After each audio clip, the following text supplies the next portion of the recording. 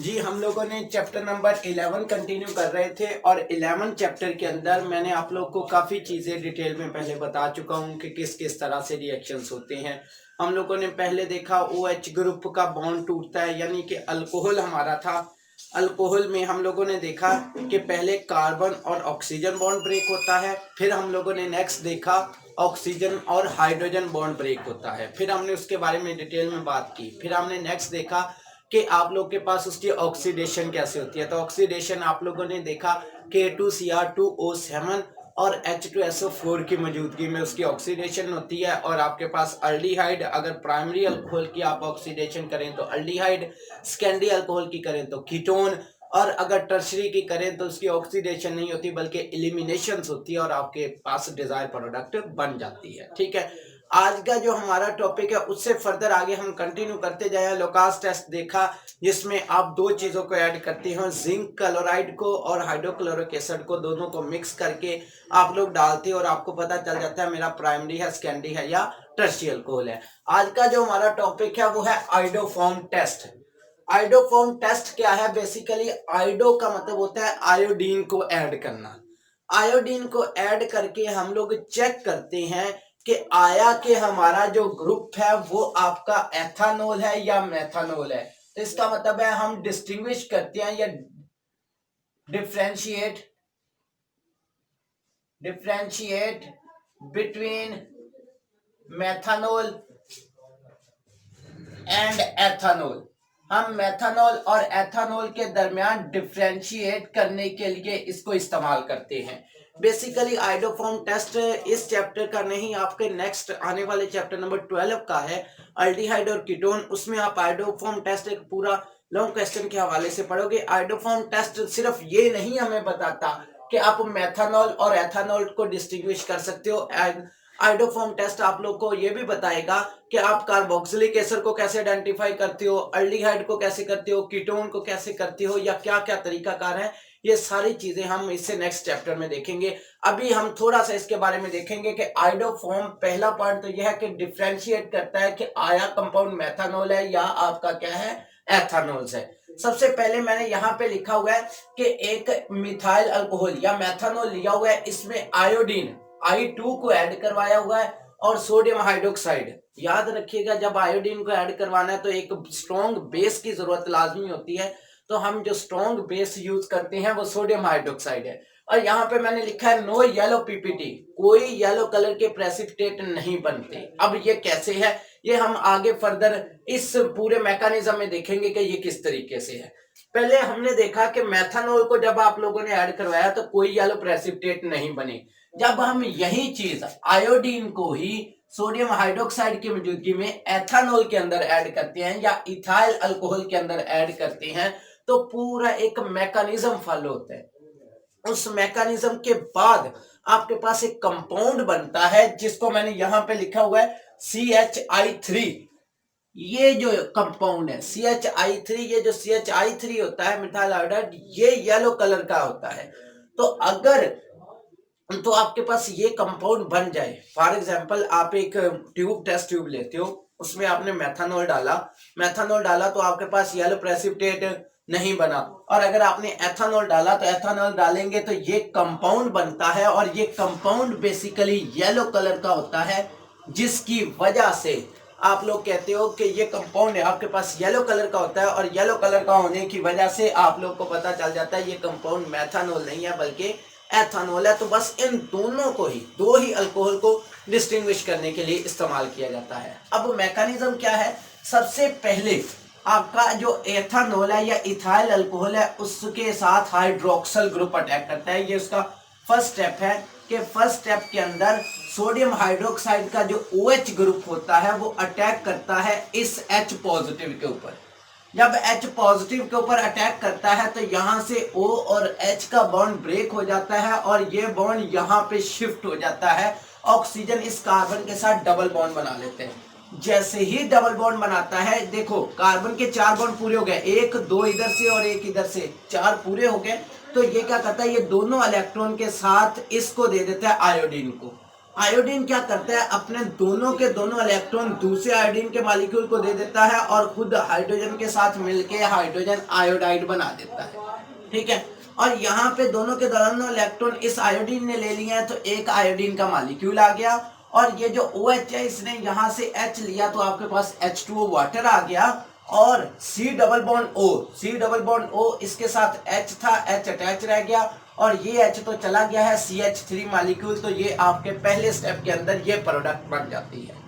फिर दोबारा रिपीट करता हूं कि OH ग्रुप ने H को यहां से स्नैच किया, स्नैच करने के बाद ये बॉन्ड यहां पे डबल बॉन्ड हुआ। जैसे डबल बॉन्ड हुआ आपके पास उसने ये जो H पॉजिटिव आयन है, इसने 2 इलेक्ट्रॉन के साथ आयोडीन के ऊपर अटैक किया।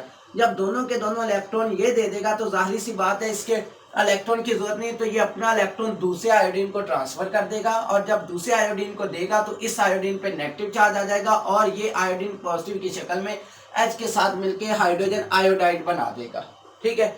नेक्स्ट स्टेप के अंदर ये होता है, देखो अगर तो सिर्फ मेथानॉल होता तो मेथानॉल सिर्फ इतना काम करता, उसमें हमारे पास ये ग्रुप ना होता बल्कि इसकी जगह पे H होता बस।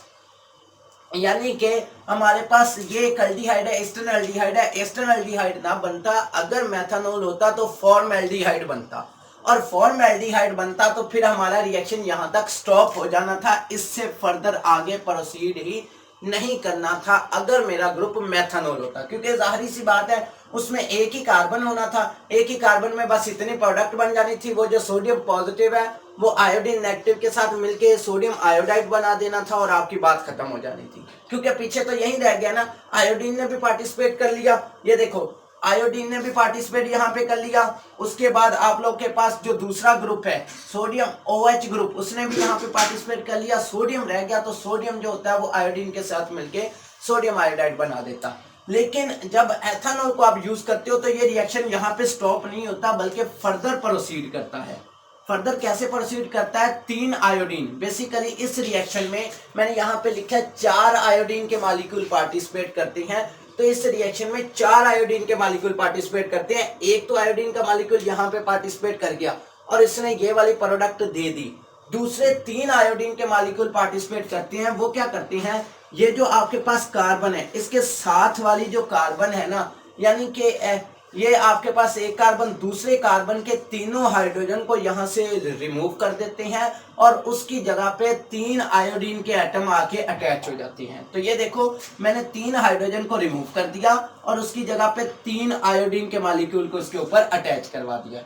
जब 3 आयोडीन अटैच हो गया तो यहाँ से 3H और आयोडीन टोटल 6 थे तो 3 अटैच हो गया, 3 बाकी रह गया। तो ये 3 इसके साथ मिलके 3HI बना देते हैं। ये आपका सेकेंड स्टेप है, ठीक है। यानी कि अगर तो फॉर्मेल्डिहाइड होता तो फिर यहाँ पे कार्बन ही नहीं था। जब कार्बन नहीं था तो मैं ये वाला अटैक नहीं करवा सकता था। अगर मेरा एस्टर एल्डिहाइड है या एथानॉल है तो एथानॉल के ऊपर मेरे पास दूसरा कार्बन है, तो आयोडीन के 3 एटम ने दूसरे कार्बन के 3 हाइड्रोजन को भी एलिमिनेट करना होता है। तो वो 3 हाइड्रोजन को एलिमिनेट कर देगा, एलिमिनेट करेगा तो आपके पास 3HI बन जाएगा और पीछे ये वाला मॉलिक्यूल आपके पास रह जाएगा। अब ये जो मॉलिक्यूल आपके पास आया है इसके ऊपर वो जो हाइड्रोक्सल ग्रुप है थर्ड स्टेप में वो फिर दोबारा अटैक करता है। वो हाइड्रोक्सल ग्रुप दोबारा फिर अटैक करता है और जब अटैक करता है तो आपके पास क्या होता है कि ये इस तरीके से, जैसे ही देखो इसके ऊपर पार्शियल नेगेटिव चार्ज है और इस कार्बन के ऊपर पार्शियल पॉजिटिव चार्ज है। क्योंकि ये इलेक्ट्रोफाइल कार्बन है तो ये नेगेटिव चार्ज अटैक करता है इस कार्बन के ऊपर। जब कार्बन के ऊपर अटैक करता है तो कार्बन अपना इस दूसरे कार्बन के साथ बॉन्ड ब्रेक कर लेता है और ब्रेक करने के बाद एक आपके पास बन जाता है फॉर्मिक एसिड बन जाता है और दूसरा आप लोग के पास एक नेगेटिव चार्ज स्पीशीज बन जाता है। तो थर्ड स्टेप के अंदर ये होता है। तो सेकंड स्टेप के अंदर ये हुआ कि 3 हाइड्रोजन के मॉलिक्यूल एलिमिनेट हुए और उसकी जगह पे आयोडीन का मॉलिक्यूल जाके अटैच हो गया, ठीक है। और बाकी 3 रह जाने वाले आयोडीन उन 3 रिमूव हुए, हाइड्रोजन के साथ मिलके हाइड्रोजन आयोडाइड बना दिया। नेक्स्ट ये हुआ कि ये OH ग्रुप जो है ये अटैक करता है इस इलेक्ट्रोफाइल कार्बन के ऊपर और कार्बन अपना दूसरे कार्बन के साथ बॉन्ड ब्रेक कर लेता है और ब्रेक करने के बाद एक नेगेटिव चार्ज स्पीशीज और एक आपके पास फॉर्मिक एसिड प्रिपेयर हो जाता है। अब देखो ये एसिड है और एसिड की आपने खसूसियात पढ़ी है कि एसिड वो होता है जो H पॉजिटिव आयन डोनेट करता है। एसिड वो होता है विच डोनेट H पॉजिटिव आयन, विच डोनेट H पॉजिटिव आयन, जो H पॉजिटिव आयंस को डोनेट करता है उसे हम एसिड कहते हैं। तो ये क्या करेगा, ये H पॉजिटिव आयन को यहां से एलिमिनेट करेगा। तो नेक्स्ट स्टेप में ये जो नेगेटिव चार्ज है ये यहां से H पॉजिटिव आयन को स्नैच कर लेगा, और स्नैच करेगा तो आपके पास CHI3 बन जाएगा, और ये नेगेटिव चार्ज से पीछे इसकी शक्ल में आपके पास बाकी रह जाएगा। ठीक है, और वो जो Na पॉजिटिव हमारे पास यहाँ पे था वो इस नेगेटिव चार्ज के साथ मिलके आपके पास HC डबल बॉन्ड ONA बन जाएगा। तो इस रिएक्शंस के अंदर ये आपका फोर्थ स्टेप है और ये आपका फिफ्थ स्टेप है। तो इस रिएक्शन में 5 स्टेप प्रोसीड करते हैं, तब जाके आपकी फाइनल प्रोडक्ट बनती है। पहले स्टेप में वही OH आया, इसने H को यहां से स्नैच किया तो कार्बन का ऑक्सीजन के साथ डबल बॉन्ड बन गया, डबल बॉन्ड बना तो कार्बन के 5 बॉन्ड हो गए। कार्बन ने तो 4 मेंटेन रखनी है, तो एक आयोडीन, ये एक इलेक्ट्रॉन के साथ हाइड्रोजन को यहां से एलिमिनेट करता है, और हाइड्रोजन इस आयोडीन के साथ मिलके हाइड्रोजन आयोडाइड बना देता है। पहला स्टेप के अंदर ये हो गया। दूसरे स्टेप के अंदर क्या होता है कि जो दूसरा कार्बन है उसके 3 हाइड्रोजन, आयोडीन फिर आते हैं, दूसरे कार्बन के 3 हाइड्रोजन को एलिमिनेट करता है, और एलिमिनेट करके उसकी जगह पे आयोडीन अटैच हो जाता है और आपके पास ये ग्रुप प्रिपेयर हो जाता है। नेक्स्ट स्टेप के अंदर ये होता है कि दोबारा हाइड्रोक्सिल ग्रुप फिर अटैक करते हैं तीसरे ग्रुप में इलेक्ट्रोफाइल कार्बन के ऊपर। जब अटैक करता है तो इसके साथ साथ ये जो कार्बन आयोडीन बॉन्ड है, कार्बन जो होता है वो अलग हो जाता है और एक फॉर्मिक एसिड बन जाता है। अब ये एक एसिड है, ये H पॉजिटिव आयन दे सकता है, तो चौथे स्टेप के अंदर वो नेगेटिव चार्ज से पीछे यहां से H पॉजिटिव आयन को ले जाती है और एक आपके पास CHI3 बना देती है, और इसके ऊपर नेगेटिव चार्ज आ जाता है। फिर 5वें स्टेप के अंदर वो जो नेगेटिव चार्ज है, वो जो रह जाने वाला Na पॉजिटिव है, वो इसके साथ मिलके HC डबल बॉन्ड ONA एक साल्ट बना देता है। तो इस फाइनल प्रोडक्ट के अंदर हमारे पास काफी चीजें प्रिपेयर हुए हैं। देखो, एक हाइड्रोजन आयोडाइड यहाँ पे, एक आपके पास सोडियम आयोडाइड बनेगा, यानी कि इस रिएक्शंस के अंदर अगर मैं इसके रिएक्शंस के स्टेप लिखूं तो आप लोग के पास एक तो बनता है HC डबल बॉन्ड OONA, यानी कि एक HCOONA कंपाउंड बनता है। एक आपके पास बनता है CHI3 बन गया, ये देखो CHI3 ग्रुप पर रिपेयर होता है। दूसरा आप लोग के पास बनता है यहाँ पे 3 यहाँ पे, और एक आप लोग के पास यहाँ पे प्रिपेयर होता है, तो तकरीबन 4HI हाइड्रोजन आयोडाइड के मॉलिक्यूल बनते हैं। और उसके बाद एक आपके पास यहाँ पे सोडियम आयोडाइड का मॉलिक्यूल भी बनता है। बेसिकली ये जो आप लोग के पास होता है ये येलो कलर में पाया जाता है, येलो कलर का होता है, और ये जो येलो कलर्स होता है ये बताता है कि हमारा जो आने वाला ग्रुप है वो एथानोल है, वो मेथानोल नहीं है। यानी कि फिर दोबारा हम लोग क्या करते हैं, एक टेस्ट ट्यूब लेते हैं, टेस्ट ट्यूब के अंदर हम लोग आयोडीन को और सोडियम हाइड्रोक्साइड को डाल देते हैं। जब डालते हैं तो ये 5 कोई भी अल्कोहल लेके हम ये डाल देते हैं, तो अगर आपका ये कंपाउंड बन गया तो येलो कलर आ जाएगा। येलो कलर के आपके पास प्रेसिपिटेट्स बन जाएंगे, येलो कलर प्रेसिपिटेट,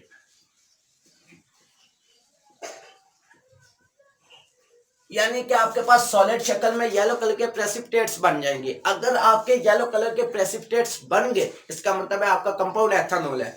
और अगर कोई कलर के प्रेसिपिटेट ना बने, देखो अगर बनेंगे कैसे, अगर यहाँ पे रिएक्शन मुकम्मल हो गया, आप ये वाला ग्रुप लेते हो, यहाँ पे रिएक्शन मुकम्मल हो गया, तो जाहिर सी बात है आपके पास येलो प्रेसिपिटेट नहीं बनेंगे।